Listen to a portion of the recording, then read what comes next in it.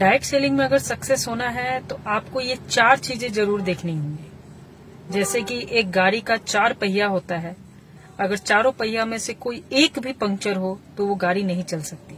ठीक उसी प्रकार डायरेक्ट सेलिंग में 4 चीजों को आपको ध्यान रखना बहुत ज्यादा जरूरी है। सबसे पहला, कंपनी का प्रोफाइल। कंपनी कैसी है, क्या उसका विजन है, कंपनी गवर्नमेंट से रजिस्टर्ड है या नहीं है, वो किस तरीके से किस विजन पे है सो काम करना चाह रही है, उसकी नीयत कैसी है। दूसरा कंपनी का आपको प्लान पता होना चाहिए कि प्लान कैसा है, उस प्लान से आपको कितनी इनकम हो सकती है, कहां तक वो प्लान वैलिड है और वो प्लान गवर्नमेंट से रजिस्टर्ड है कि नहीं है, वो किस तरीके से आपको आगे तक लेकर है सो जा सकती है कि नहीं जा सकती, वहां पे आपका भविष्य है कि नहीं। प्लान आपको बिल्कुल क्लियर कट होना चाहिए, बिल्कुल आपको समझ में आना चाहिए। तीसरा है प्रोडक्ट।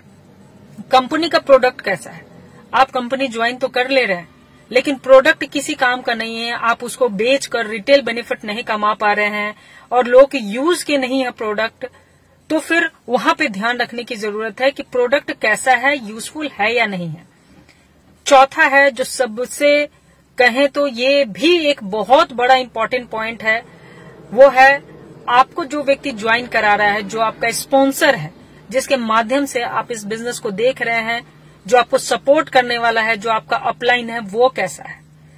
अगर अपलाइन भी अगर आपका सही नहीं हो, 3 चीजें अगर सही हो, प्रोडक्ट अच्छे हैं, प्लान अच्छे हैं, कंपनी अच्छे हैं, लेकिन चौथा अगर ये अपलाइन अगर आपका सही नहीं है, सही आपको सपोर्ट नहीं कर रहा, आपको सही दिशा नहीं दिखा रहा, आपका विजन नहीं बना रहा, आपके डाउट्स क्लियर नहीं कर रहा, तो आप डायरेक्ट सेलिंग में कभी भी सफल नहीं हो सकते।